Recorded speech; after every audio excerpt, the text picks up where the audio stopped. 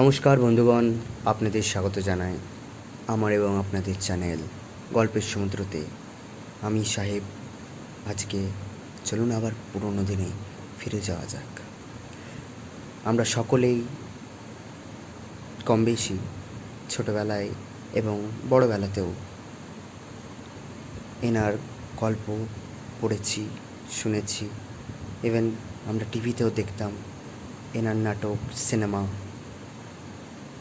বাংলার জনপ্রিয় লেখক এবং বাংলার জনপ্রিয় চলচ্চিত্রকার সত্যজিৎ রায়। আজকে তারই একটি লেখা ভূতের গল্প আপনাদের শোনাতে চলেছি। গল্পটির নাম হলো টেলিফোন। চলুন পঠন শুরু করা যাক। টেলিফোন বাজছে। বীরেশবাবু বিরক্ত হয়ে খাটের পাশে রাখা টেলিফোনটির দিকে দেখলেন। টেলিফোনের পাশেই ঘড়ি, তাতে 12টা বাজে, রাত 12টা। বীরেশবাবু সবেমাত্র হাতের বইটা বন্ধ করে ঘরের বাতিটা নেভাতে যাচ্ছিলেন। এদিকে টেলিফোনটা বেজেই চলেছে। বীরেশবাবু রিসিভারটা তুলে নিলেন।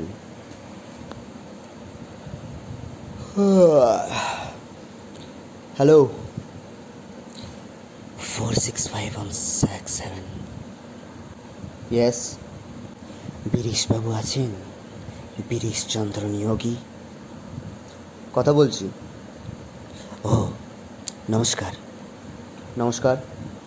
এত রাত্রে ফোন করছি বলে কিছু মনে করবেন না। ঠিক আছে। কি ব্যাপার? আপনার সঙ্গে কয়েকটা কথা ছিল। আপনি কে বলছেন বলবেন? মানে কে বলছেন একটু জানতে পারি? আমার নাম গণপতি সোম। বীরেশবাবুর বিরক্তিটা আবারও মাথায় চড়ে দিয়ে উঠল। কিন্তু এখন তো কথা বলার সময় আমার নেই, অর্থাৎ আমার কথা বলার সময় এখন হবে না। আমি শুতে যাচ্ছিলাম। তাছাড়া আপনাকে তো চিনতেও পারলাম না। আমি কিন্তু আপনাকে চিনি। আপনার পেশা ডাক্তারি। 3 মাস হলো এ বাড়িতে এসেছেন। আগের বাড়িতে আগুন লেগে প্রচণ্ড ক্ষতি হয়, তাই আপনাকে এখানে উঠে আসতে হয়। আপনার স্ত্রী গত হয়েছেন আজ 11টা বছর হলো। আপনার বয়স 55 বছর। আপনার একটি ছেলে আছে, ইঞ্জিনিয়ার। সে ভোপালে থাকে। কেমন, ঠিক বলিনি? বীরেশবাবু জারপরনায় বিস্মিত হয়ে বললেন, আপনি এত কথা জানলেন কি করে? ধরে নিন এটা আমার একটা বিশেষ ক্ষমতা। এবার বলুন, আপনি আমার কথাগুলো শুনতে চান কি না? বেশি সময় লাগবে না তো? না, অবশ্যই কথায় পর যদি কথোপকথন চলে তাহলে কিছুটা সময় লাগতে পারে। ঠিক আছে, বলুন। আজ থেকে 7 বছর আগের কথা বলি। আমার পেশা ছিল ওকালতি। আপনি সে সময় মুক্তারাম বাবুর স্ট্রিটে থাকতেন, তাই নয় কি? ঠিকই বলেছেন। আপনার ছেলের নাম আলুপ। সে তখন সিটি কলেজে পড়তো। এটাও আপনি জানেন কিনা দেখুন, আপনার ছেলে একটি বন্ধু ছিল, নাম শ্রীপতি। তা হতে পারে। ছেলের বন্ধুদের খবর আমি সব সময় রাখতাম না। এই শ্রীপতি ছিল আমার মেজ ছেলে। খুব ভালো ছেলে ছিল, খুব ভালো ছেলে। যেমন পড়াশোনায় তেমনি স্বভাব চরিত্রেও। তার বন্ধুদের মধ্যে সবচেয়ে অন্তরঙ্গ ছিল আপনার ছেলে আলোপ। কিন্তু দুর্ভাগ্যক্রমে আমার ছেলে কুসঙ্গে পড়ে যায়, ফলে ক্রমে তার মধ্যে অনেক বদ অভ্যাস দেখা দেয়। আলোপ অনেক চেষ্টা করেছিল তাকে বুঝিয়ে বলে তাকে এই কুসঙ্গ ত্যাগ করতে, কিন্তু তাতে সে সফল হয়নি। অথচ শ্রীব্রতীর পথি ওপর থেকে অলোপের টান যায়নি। অলোপ বদ্ধ ছিল যে শ্রীব্রতীকে আবার সৎ পথে ফিরিয়ে আনবে, কিন্তু তার চেষ্টা বৃথা হয়। এসব কি আপনার জানা? হ্যাঁ, অলোপের এই বন্ধুকে আমি দেখেছি, কিন্তু সে যে কুসঙ্গে পড়েছিল সেটা জানতাম না। এবার একটা দুর্ঘটনার কথা বলি আপনাকে। আপনার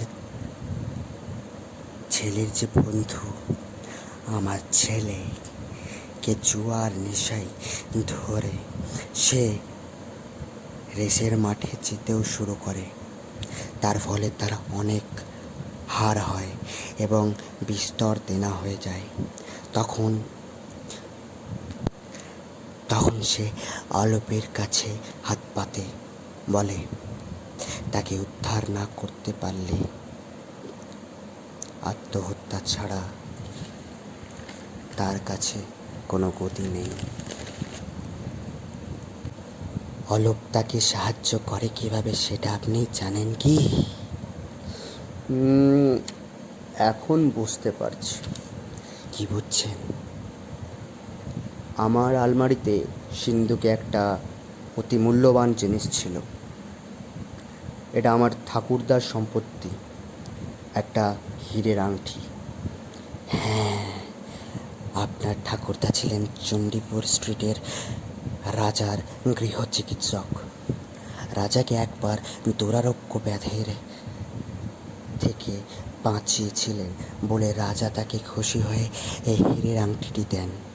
ঠিক বললেননি?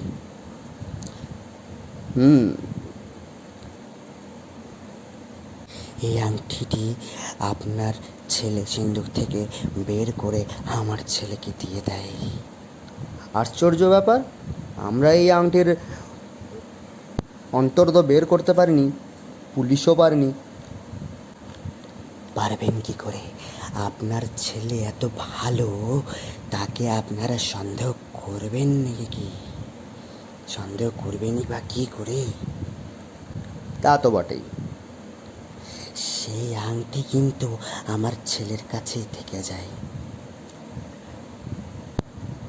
আংটিটা তার এত ভালো লাগে, সে সেটাকে এক হাত ছাড়া করতে চায় না।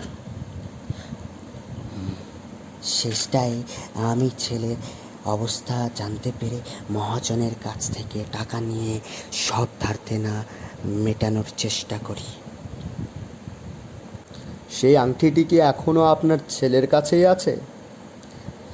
কিন্তু সেটা সে আপনাকে ফেরত দিতে চান, আর আংটি তার শখ মিটে গেছে। আংটিটি ফেরত দিয়ে সে কলঙ্কের হাত থেকে মুক্তি পেতে চায়। তাছাড়া আপনার ছেলের মনে একটা গ্লানি রয়েছে, সেটাও দূর করা দরকার। আপনার ছেলে কি আমার সঙ্গে দেখা করতে চায়? হ্যাঁ, এবং এখনই সে রওনা হয়ে গেছে। এতক্ষণে হয়তো সে প্রায় আপনার বাড়ি পৌঁছে গেছে। তার নাম কি যেন বললেন? শ্রীপতি। আর আপনার নাম গণপতি? হ্যাঁ।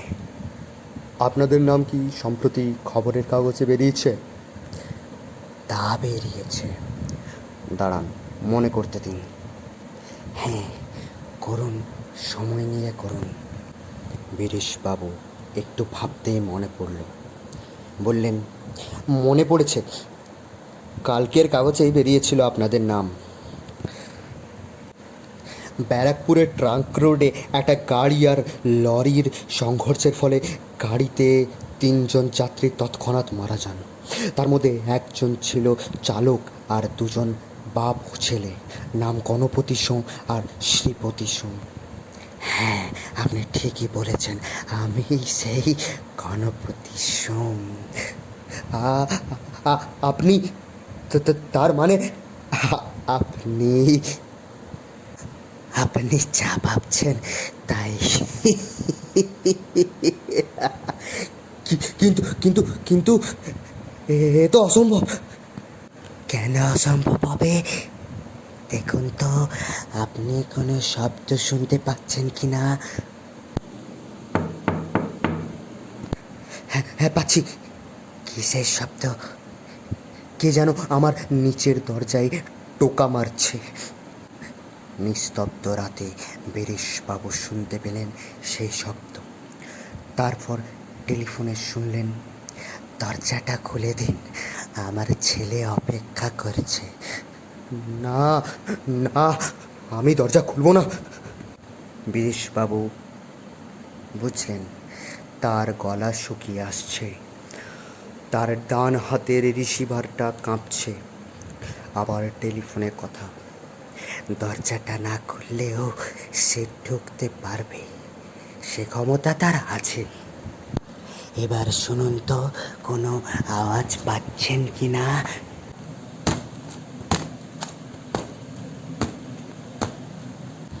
সিঁড়ি দিয়ে উঠে আসছে পায়ের শব্দ। আপনি কোনো চিন্তা করবেন না বীরেশবাবু, সে আপনাকে বিরক্ত করবে না। শুধু আপনার পাশের ঘরে গিয়ে টেবিলের ওপর রেখে আসবে আংটিটা। চরম আতঙ্কের সাথে বীরেশবাবু বললেন,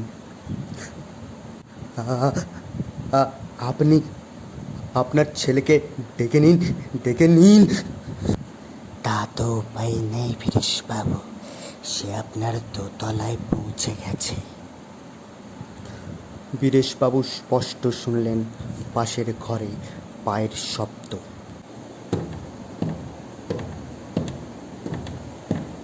শব্দটা এক মুহূর্তের জন্য থামল, তারপর আবার শোনা গেল এই শব্দ। তার সাথে আবারও সিঁড়ি দিয়ে নেমে যাওয়ার শব্দ শোনা গেল। টেলিফোনে কথা এলো, এবার আপনি নিশ্চিন্ত থাকুন, আপনি টেলিফোন রেখে পাশের ঘরে গিয়ে দেখুন। আমি আসি। আপনার সঙ্গে আলাপ করে ভালো লাগলো। Good night.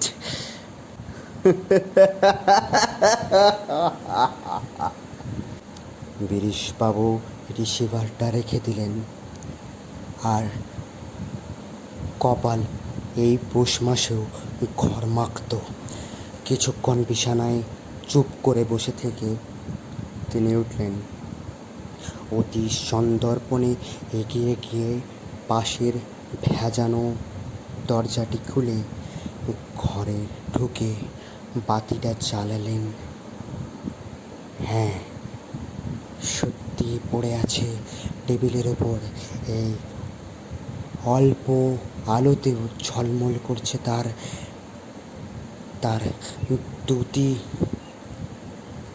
ভরা আংটিটি।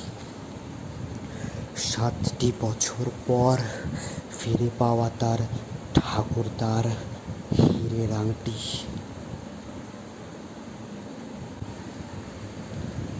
আজকের মতো এতটাই। শেষ গল্পটি হলো।